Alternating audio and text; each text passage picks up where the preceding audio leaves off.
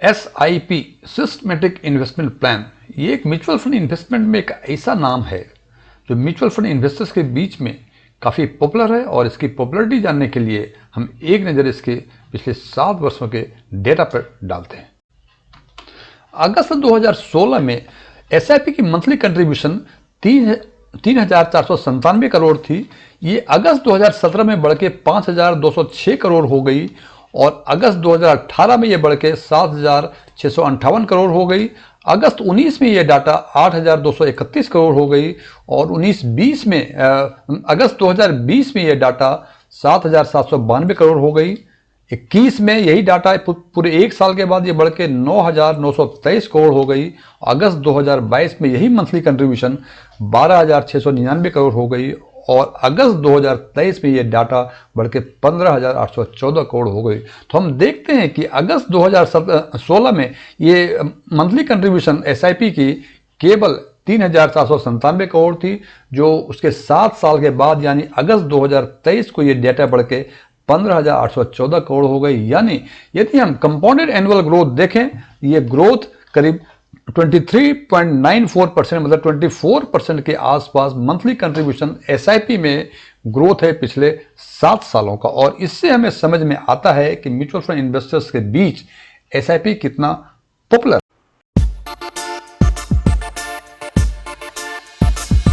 यह video SIP investment का part 3 है और इसके पहले हमने SIP इन्वेस्टमेंट का पार्ट 1 और पार्ट 2 बना रखी है, जिसमें हमने SIP से बेहतर रिटर्न पाने के लिए 4 पॉइंट्स पे चर्चा की है। और वो पॉइंट्स हैं कि मंथली SIP में कौन सा डेट हम सिलेक्ट करें इंस्टॉलमेंट के लिए सो दैट बेहतर रिटर्न मिले, SIP की फ्रीक्वेंसी क्या होनी चाहिए सो दैट कि हमें बेहतर रिटर्न मिले, और यदि हम SIP के बदले मार्केट को टाइम आउट करके यदि मंथली परचेस करें तो क्या हमें करना चाहिए।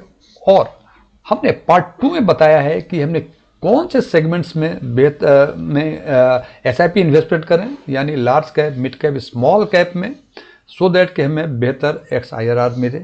और आज हम चर्चा करेंगे इस 5वें पॉइंट्स की पार्ट 3 में, और वो है कि SIP में बेहतर रिटर्न पाने के लिए हमारा टाइम होरिजन क्या होना चाहिए।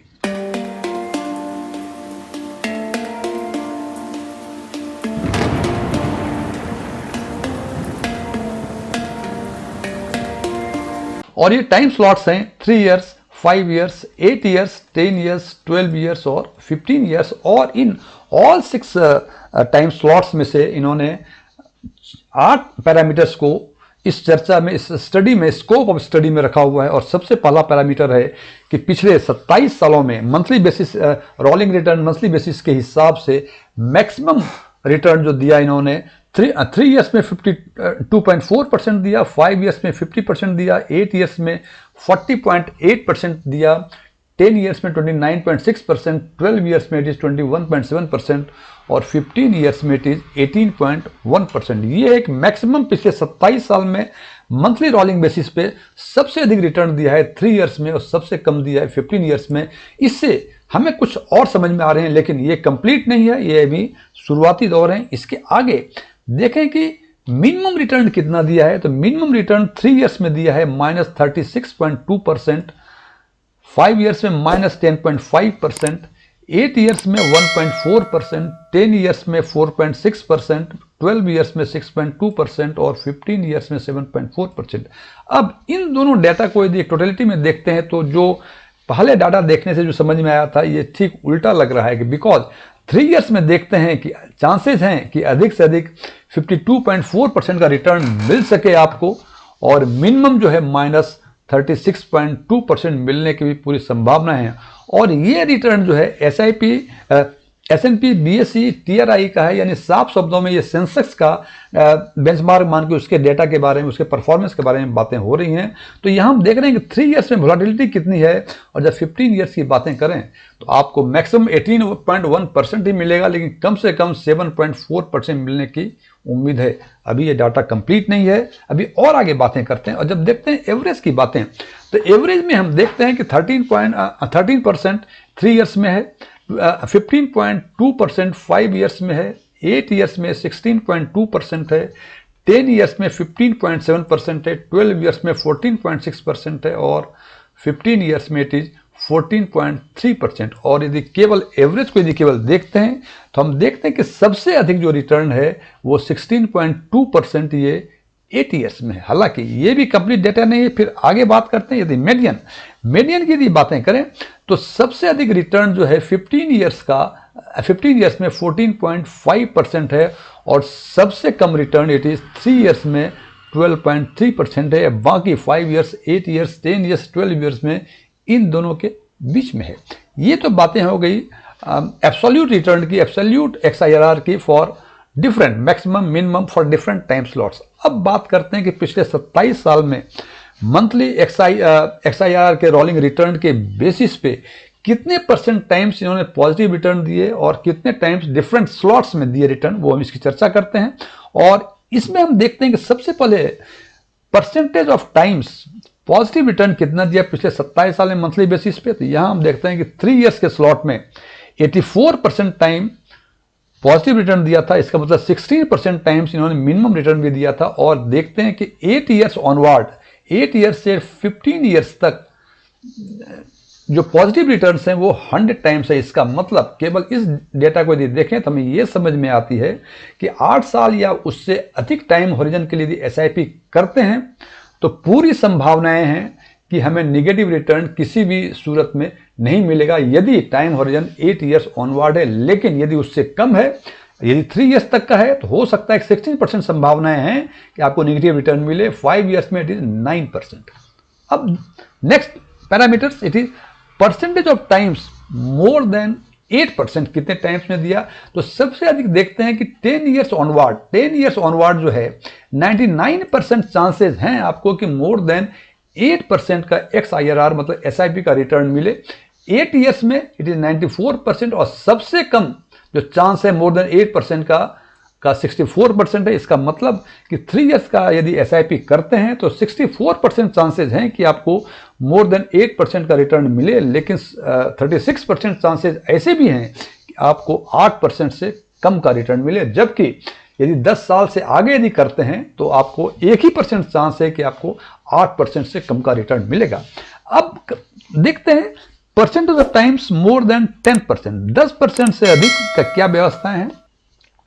तो हम देखते हैं कि 10 साल से आगे 94, 98, 97, इसका मतलब कि 10 साल या उससे आगे यदि करेंगे 10 साल के लिए 6% चांसेज हैं कि आपको 10% से कम मिले।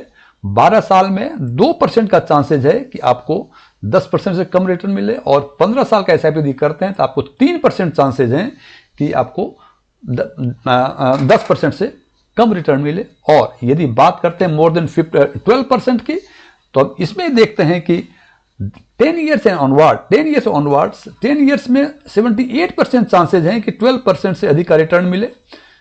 12 ईयर्स में 75% चांसेज हैं कि 12% से अधिक रिटर्न मिले। और 15 ईयर्स में 90% से अधिक चांसेज हैं कि आपको 12% से अधिक रिटर्न मिले।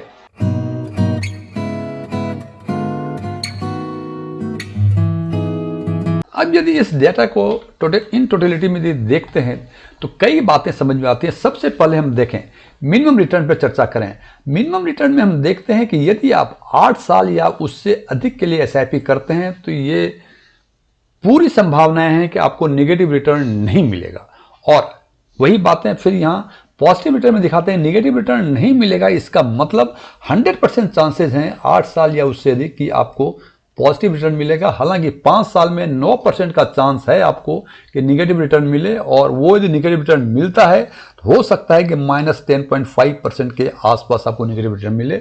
सो पहला चीज हमें इसके हिसाब से लग रहा है कि 8 ईयर्स ऑनवर्ड यदि SIP यदि करते हैं तो हमको लगता है थोड़ा सा रिस्क कम है, प्रोटेक्शन अधिक है, कम खासकर इस एस्पेक्ट्स पे कि निगेटिव रिटर्न नहीं मिलेगा। अब यदि आप पॉजिटिव रेंज में आ गए, जैसे यहां देख रहे हैं कि 8 years onward 100%, once you came under the positive range, अब ये देखना है कि कितना परसेंट आप चाहते हैं जो कि फुल्ली आप सिक्योर्ड हैं। अब देखिए यदि आप चाहते हैं कि मोर देन 12% मिले तो बेहतर है कि आप 15 ईयर्स में जाएं जहां के 90% चांसेज हैं आपको कि मोर देन 12% का XIRR मिलेगा। वहीं 12 ईयर्स में इट इज 75%। और यदि आप सोचते हैं कि नहीं 10 से 12 के बीच में आप संतुष्ट हैं, तो ये बेहतर है कि 12 या 15 के स्लॉट में जाएं, जहां की 98% चांसेस हैं आपको कि 10 से 12% के बीच मिलेंगे यदि 12 साल का कराएंगे। वहीं 15 साल का यदि कराएंगे तो 97% चांसेज है, मतलब 3% चांसेज है आपको 10 से अधिक मिले, 97% चांसेज है कि आपको 10 से अधिक और 12 से कम मिले। फ्रेंड्स, ये कंक्लूड यदि करना चाहेंगे तो हमें ये समझ में आता है कि यदि एसआईपी यदि करनी हो और आप चाहते हैं कि सेफ रेंज में रहें, तो 8 ईयर्स ऑनवर्ड जितना अधिक टाइम करेंगे उतना ही आपका रिटर्न बेहतर मिलेगा। जैसे कि आपको दिख रहा है कि मोर देन 12%, 90% चांसेस हैं 15 ईयर्स में कि आपको मोर देन 12% मिलेंगे। हालांकि 8 साल में 68% है, थोड़ा कम दिख रहा है। तो यदि चाहते हैं more than 12%, you go for 10 years onward for SIP return to get a very good return. Otherwise कम टाइम के लिए करेंगे, आपकी चांस है कि आपको 52.4% भी मिल सकता है, लेकिन ये भी चांसेज हैं आपको -36.2% का नेगेटिव रिटर्न भी मिल सकता है। तो ये आपको देखना है कि आप 3 ईयर्स में या 5 ईयर्स में इन्वेस्ट करेंगे एसआईपी के लिए, तो संभावनाएं दोनों हैं। जबकि 8 ईयर्स ऑनवर्ड यदि आप करेंगे तो कम से कम नेगेटिव रिटर्न की कोई संभावना नहीं है। आपको 10, 12, 8, 10% के आसपास आपको रिटर्न मिलेंगे। हालांकि निर्णय हमेशा आपका कि आप 3 ईयर्स में जाएंगे या 10 ईयर्स ऑनवर्ड जाएंगे, निर्णय आपका। Thank you.